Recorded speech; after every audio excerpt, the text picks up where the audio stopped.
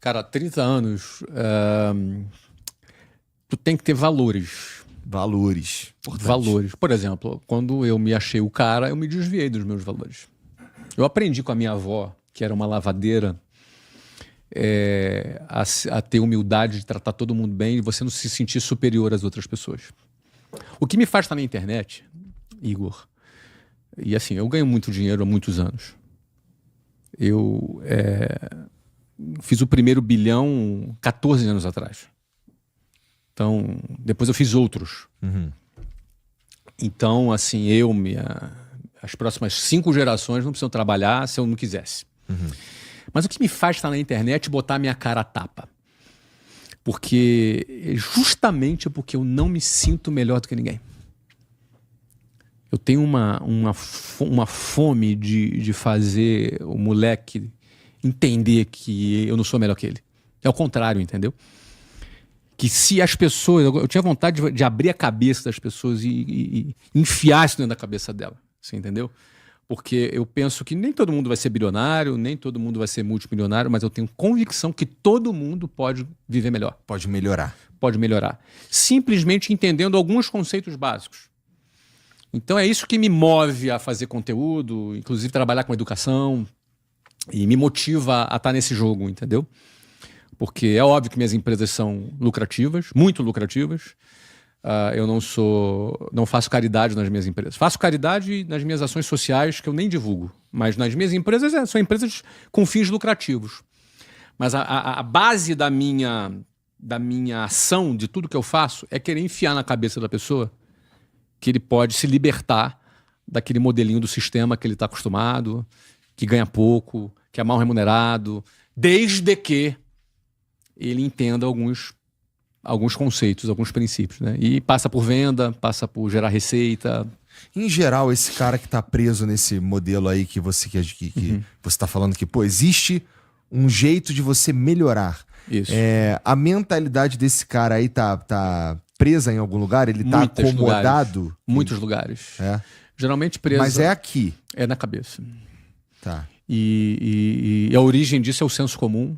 A origem disso é o senso comum, o que é, cara? É o que ele ouve na escola, em casa, na igreja, no jornal, na televisão, sabe? É o senso comum. E em geral, o brasileiro gosta da ideia de que o Estado tem que sustentá-lo, entendeu? E eu não quero entrar em assunto político, não é esse o meu objetivo, mas eu preciso tangenciar esse assunto com a devida sensibilidade, né? O brasileiro, ele gosta das suas garantias, dos seus direitos, das suas seguranças. E a minha filosofia é: estabilidade não existe. Ou seja, na minha filosofia, na minha visão, não existem essas garantias, não existem essas seguranças, não existem esses direitos. Isso é uma ilusão, isso é uma ficção ideológica ou política, é uma ficção que alguém contou para o cara e o cara acredita que existe alguma coisa que vai garantir a vida dele. E aí, todo esse sistema de garantias, ele é sustentado numa lei trabalhista e é sustentado numa aposentadoria estatal. Uhum. Cara, tem alguma coisa mais quebrada no Brasil do que o INSS? Não tem, né? Não tem, cara. Então, o que acontece? E vai ficar cada vez mais quebrado por quê? Porque o velho vive cada vez mais, pelo avanço da medicina, que bom. Uhum. As pessoas casam cada vez mais tarde. Os caras com 35 anos agora vão começar a casar. Muitos não têm filhos. E os que têm cada vez menos filhos. Cara, essa conta não fecha. Exato. Quem é que vai pagar a aposentadoria do moleque hoje? Da geração Z que tá chegando aí? Quem é que vai pagar a aposentadoria dele? Se não for ele mesmo, tá na merda. Porque o nosso modelo previdenciário, como é que funciona? Os jovens pagam pros velhos. Uhum. Não tem ninguém fazendo poupança para si mesmo no futuro. Não, é um modelo de compartilhamento em que quem trabalha hoje está pagando para os mais velhos. Só que os velhos vão demorar a morrer e tem cada vez menos jovens. Então essa conta não fecha. Então toda promessa de segurança, de seguridade social, toda promessa que o sistema faz é uma propaganda enganosa. É uma propaganda enganosa. Então quem deposita a sua esperança nesse modelo, nesse sistema, vai morrer pobre. Essa é a real. Todo mundo vai parar no INSS no final da vida. Então, e as pessoas não pensam nisso. Não pensam nisso. E eu comecei a pensar nisso, Igor, quando eu tinha 18 anos. Eu ia para o Meyer, para o Colégio Martins, estudar. E eu saía do Jabu ali, pegava um ônibus que passava pela Avenida Suburbana. E aí aquela Avenida Suburbana, num determinado período do mês, tinha um monte de banco. E aí eu vi um monte de fila, cara. Eu não entendia que fila era aquela. Uma vez eu perguntei pro cara do lado em pé. Falei, cara, o que é essa fila aí? Cara, essa é fila de aposentado para receber a sua aposentadoria. Ih, cara, uma mixaria que esse povo recebe. Cara, eu olhava aqueles velhinhos num sol de 35, 36 graus, de manhãzinha, já na fila, rodando quarteirão, para receber uma mixaria de uma aposentadoria. Eu falei, cara, nunca na minha vida eu vou entrar nessa fila. Nunca na minha vida. Eu tive pavor daquilo ali. Então, assim, tem gente que tem medo de investir, tem gente que tem medo de empreender. Eu tenho um pavor do sistema. Então, assim, cara, então empreender para mim eu não tive medo, porque, cara, era a minha saída daquela desgraça. Você entendeu? Então, o que acontece? O senso comum produz uma gama de pensamento nas pessoas que elas se sentem seguras com aquilo que o Estado está dando para ela. E isso é uma escravidão.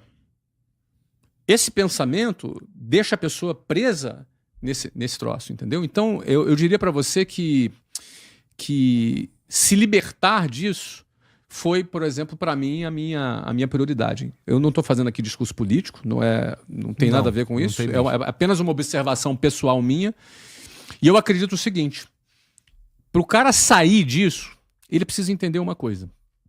Na CLT, ele precisa vender 44 horas semanais, que é a carga horária da CLT, por um salário. Então, no final das contas, todo mundo é vendedor, cara. Até o cara que acha que não vende, ele está vendendo 44 horas semanais para ele ter um salário. Sair desse sistema significa o seguinte, cara, eu preciso vender o meu produto. Eu preciso vender o meu produto. Eu preciso ter o meu produto. Eu preciso ter o meu serviço. Porque eu vendendo o meu produto, o meu serviço, e tendo a escala necessária, eu vou romper com essa lógica. Então, é todo mundo que vai fazer isso? Não, não é todo mundo que vai fazer isso. A maioria vai ter medo. A maioria não vai conseguir. A maioria não vai estar preparada. Mas uma coisa é certa. Vence nesse sistema, nesse jogo, quem sai desse modelinho do INSS e aprende a vender e vai empreender o seu próprio negócio. Empreender é o único... Mas empreender no Brasil não é complicadíssimo? Eu escuto coisas... No mundo inteiro, cara. Duas coisas que eu escuto bastante. No Brasil é muito complicado empreender por causa do sistema. Não, no mundo inteiro. Uma vez eu fiz uma pesquisa que eu sempre fiquei intrigado com isso, né? Pô, o Brasil tem muito imposto, os juros é muito alto, a oferta de empréstimos, de crédito, né, é muito menor. E eu vi uma estatística que 80% do IBGE, né, que 80% das empresas quebram no Brasil antes de completarem 10 anos.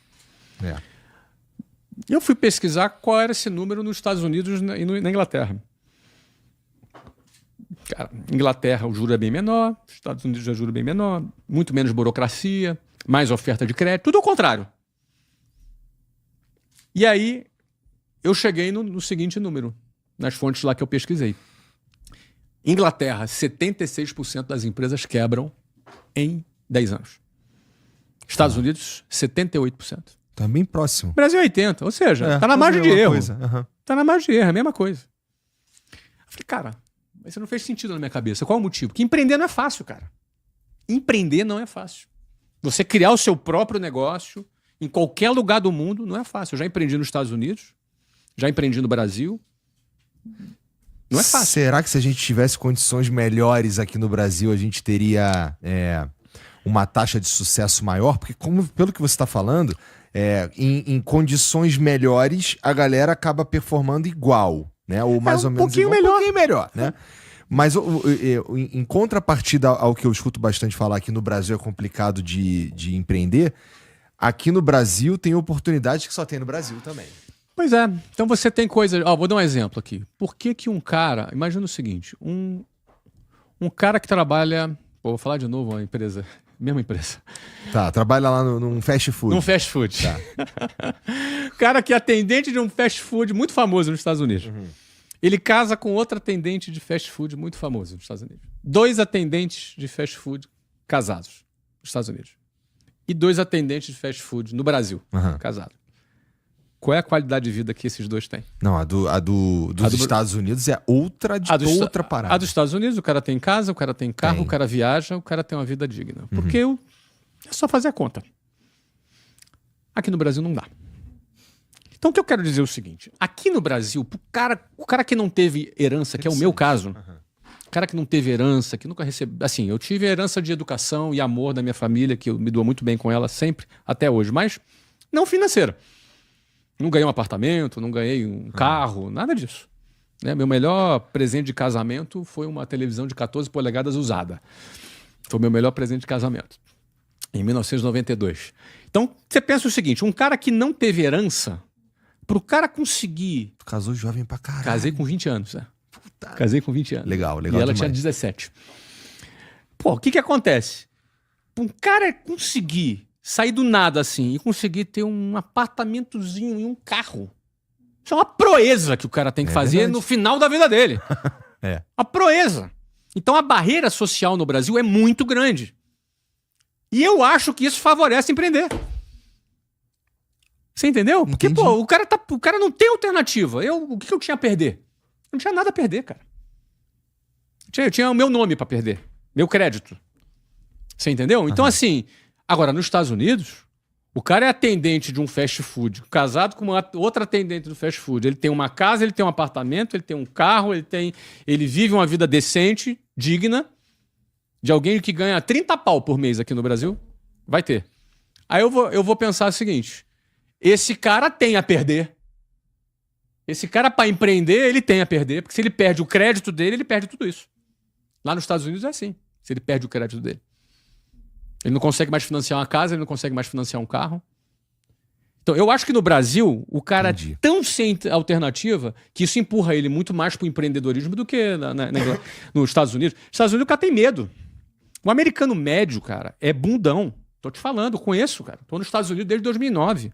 O americano médio é medíocre e bundão. E ele tem tudo que ele tem acesso, porque ele tem crédito, ele financia tudo. Tem acesso às melhores coisas. Bundão, agora, ele não, sei lá, não tenta. Não, é porque ele tá seguro. Ele tem muito a perder, cara. É, ele tá seguro ali, ele consegue ficar Ele acomodado. acha que tá seguro, né? É a história da estabilidade. Verdade. Esse lance da estabilidade aí, tal. Você que tá ouvindo aí, preste atenção nessa parada que a gente tá falando de estabilidade aqui, porque essa pode ser a maior rasteira que você vai tomar na sua vida. Essa que é a verdade. Quando você acha que você tá seguro, que o jogo tá ganho. Quando você acha que o jogo tá ganho... Porque tem uma lei. O cara, numa canetada muda a lei. Uma canetada, cara. Ah, mas aí é direito adquirido. Cara, na Grécia, na crise que teve na Grécia na década passada, foram mais de 300 mil funcionários públicos desligados, cara. Todos eles tinham direito adquirido, tinham proteção de estabilidade. Cara, foi tudo pra rua. Porque quando o bicho pega, quando uma grande crise acontece, cara, a lei muda, assim. Ah, sim. Não, mas tá na lei. Troca assim, pá. Aí não adianta espernear, fazer manifestação. Acabou. Burocrata lá, puf. É assim que funciona, pô. Então, tu é o tipo de cara que fala assim, até você aí que se esforçou, que fez um concurso público, que você tá ganhando um salário numa função estatal, você devia estar prestando atenção. Na minha opinião, sim. E sair da zona de conforto. Eu vou te dizer por quê. Tem eu lido muito funcionário público me aborda na internet para me perguntar sobre isso, mas o que eu vejo? Você tem 2 tipos de funcionário público. A elite do funcionário público é aquela que ganha que é o muito juiz, dinheiro. Não sei o quê. Como é que é? Juiz, o judiciário ali, aquela elite, né, que aquilo ali ganha bastante dinheiro, entre aspas, não é? Às custas do Estado. Mas você tem ali a grande maioria dos funcionários públicos, é pouco. Sim.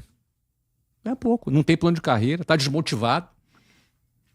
Porque no funcionalismo público, o cara, se ele trabalhar melhor, ele não vai ganhar mais.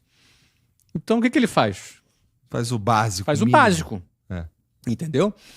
Então, mas ele tem o direito de não ser mandado embora. Será que isso é tão importante para um cara 10 anos depois? Ou ele está entediado com isso? Ou ele está insatisfeito? O que adianta o cara não ser mandado embora, mas está desmotivado? Está deprimido? Cheio de funcionário público com burnout, cara. Cheio. De cara com depressão.